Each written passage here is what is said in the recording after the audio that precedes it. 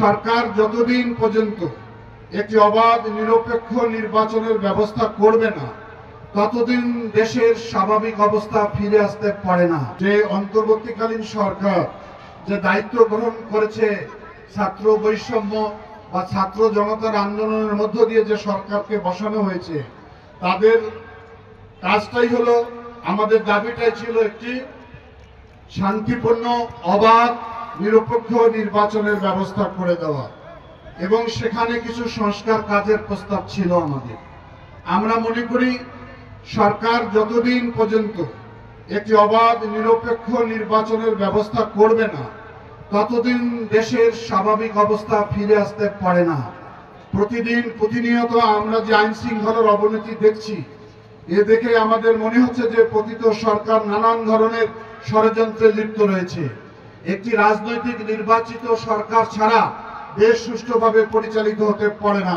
Double million offer Walton fridge কিনে পেতে পারেন 20 লক্ষ টাকা, রয়েছে কোটি কোটি টাকার নিশ্চিত উপহার।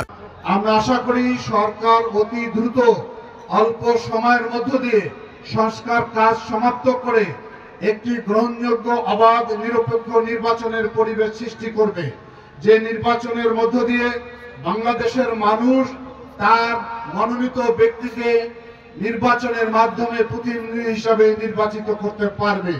একটি রাজনৈতিক দলের দায়িত্ব, একটি রাজনৈতিক নির্বাচিত সরকারের দায়িত্ব দেশের আইন শৃঙ্খলা রক্ষা করা, দেশের মানুষকে সংগঠিত করা, দেশের সার্বিক উন্নয়নের নেতৃত্ব দেওয়া।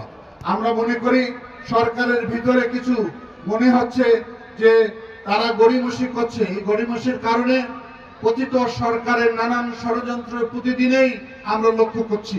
সেই ষড়যন্ত্রের মধ্যে যাতে আমাদের এই ছাত্র বৈষম্য জনতার আন্দোলনের যে আত্মত্যাগ, যে রক্তপাত, সেটা যাতে বিনষ্ট না হয়, সেদিকে সবাই যেন আমরা সাবধান থাকি, সজাগ থাকি, ঐক্যবদ্ধ থাকি।